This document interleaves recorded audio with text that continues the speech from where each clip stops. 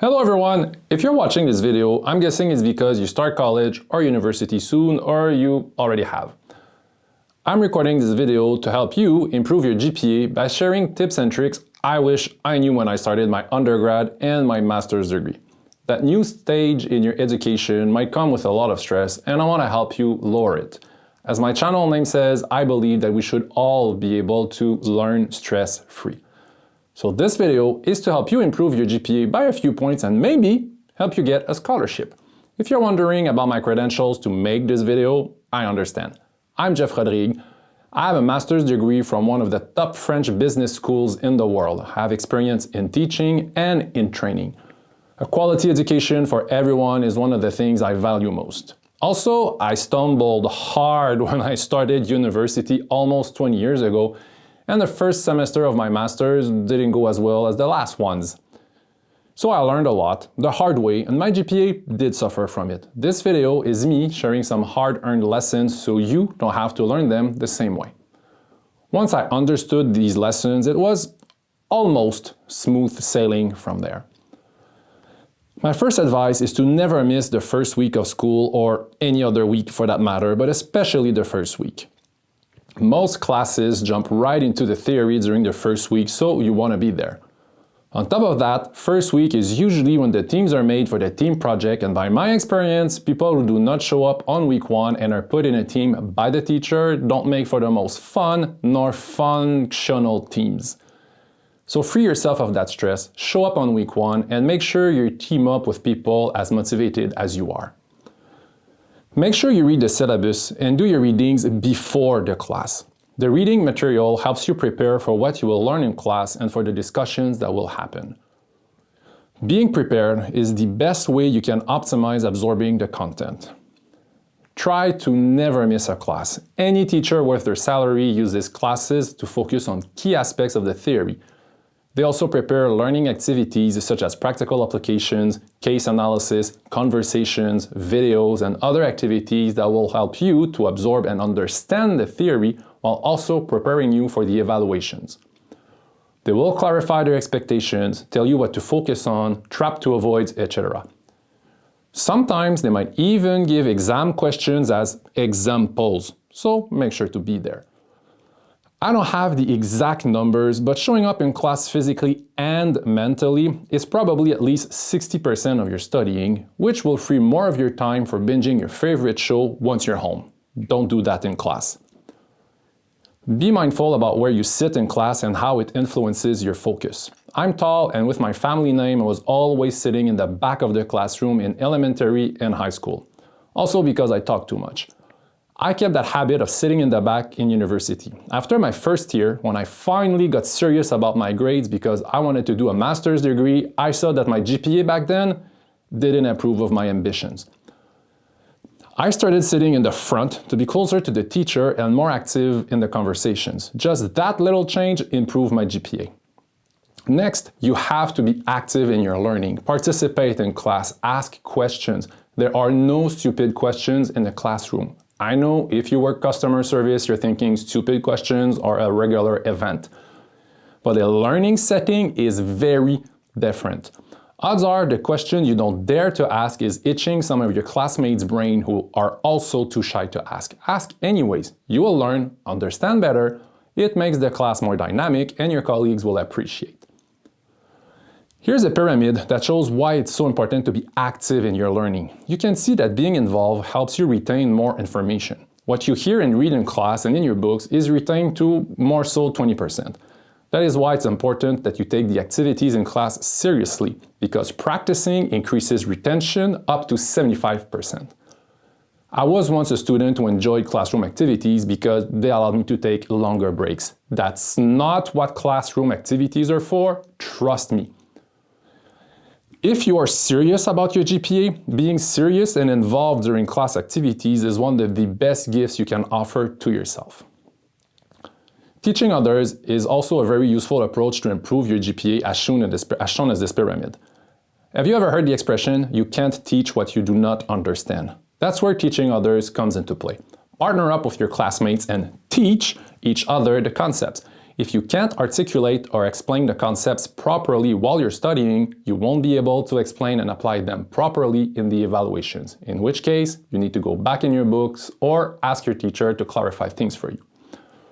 Even better, try teaching a person completely out of your field who knows nothing about it. If you can make them understand, you should be good. Trust your long-term memory more than your short-term memory. Try as much as possible to study a little bit every day and use repetition to really absorb the content instead of cramming everything the day before the exam. You will feel more prepared and less stressed. Since stress is bad for the memory, help yourself out. Another lesson I learned the hard way is you always have less time than you think. First week of school seems like you have all the time in the world. Spoiler alert, you do not. Don't be fooled by the expression midterms, because based on your school calendar, the midterms might actually be closer to the end of the semester than to the beginning. Also, many classes have the biggest part of the workload to do for the second half of the semester, which means time is really tight. This will help you to understand the theory of time relativity, because the first 3 weeks of the semester and the last 3 weeks are not the same 3 weeks. A trick I learned in my professional career I wish I knew as a student is it's good to let the work stew for a few days. Binging a report the day before its due date makes you unable to take a step back from your work. You're so deep into it, so absorbed, so in your mind that everything you write makes sense to you at that moment. Try to finish a few days before, let it rest, and jump back into it after a few days. You will notice things you wouldn't have otherwise, such as unnecessary repetitions, a break in the flow, or a structure that makes no sense. Another thing that helps but might not apply to every field is have someone who doesn't know your field read your report, either a friend, family member, or roommate. If they can understand what you wrote, it's a good sign. If they can't understand it, they get a headache and a nosebleed on the first page, odds are your teacher will have the same reaction, which is bad for your grades. Controversial take here, and some of you might roll their eyes and say, okay, boomer, artificial intelligence is not your friend. Okay? I'm not even talking about the wave of recent studies showing a decrease in brain activity for people who use AI. AI is not perfect and can make mistakes. Do not rely on it, even if your teacher allows it, unless you are in IT coding or other classes that require AI as part of your learning. Yes, AI can make your work easier, but, and that's a very important but, I strongly recommend you use it as a helper once you master the subject and only then. Never, ever use it as a crutch or worse, as a replacement for your work. Because if you do not understand a subject and rely on AI, how will you know if AI is wrong? Your teacher does master the subject and will know that AI is wrong, and your grade will reflect that. If you're thinking, well, everybody uses AI, my argument here is let them use it and use your own brain. You will learn more and understand better, which will help to improve your GPA. And when you get a job, you will be able to differentiate yourself by bringing value to the table and use AI as a helper, while your colleagues who depend on AI will be replaced by that same AI. Because here's how businesses think. If ChatGPT can do your work, why should I pay you? I hate that way of thinking. It is the way it is. For the evaluations, such as exams, rule number 1. Always read carefully the full question and all possible answers before answering it. If you get excited because A is true, so you answer A, but don't read further, but B and C and D are also true, and E is all of the above, you lost points.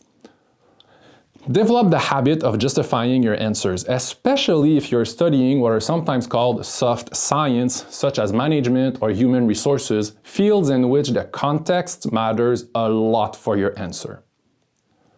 Case study always been my strong suit. The thing that worked well for me is before reading the case in the exam, I read the question. That way I know what to pay attention to in the case while reading it. If there is a case or a scenario provided in the evaluation, make sure your answers relate to said case or scenario to show that you understand how the concepts apply and that you're not simply copy-pasting the book. Always make sure you answer every part of the question. If the question mentions two concepts, make sure you address them both. If the question asks to justify your answer, justify it. Too many points are lost because students don't read the question properly.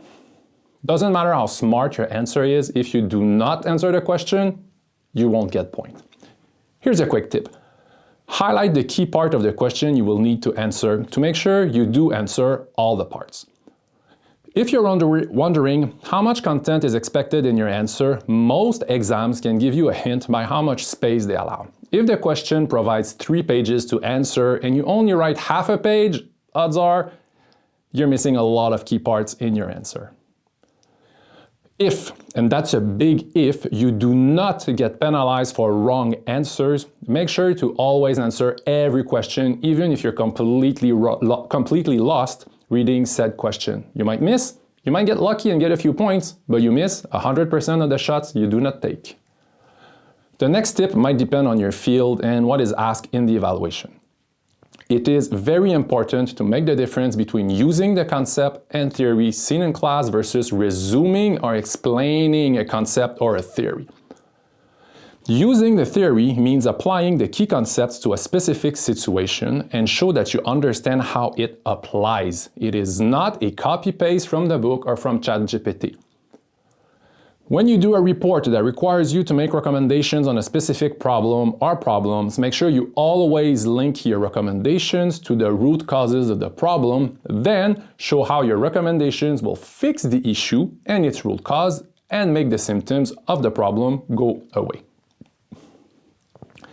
It is the best way to show you understand causality, how things are intertwined, and how the concepts studied apply to a real situation. For team reports, make sure your team report reads as one report and does not read as 4 or 5 different documents pieced together at the last minute. The tone, the flow, the structure, even the font and size used should be the same across the board. Make sure you read carefully the instructions for every report because there might be specific formats required or other instructions you must follow, and not following them might cost you precious points.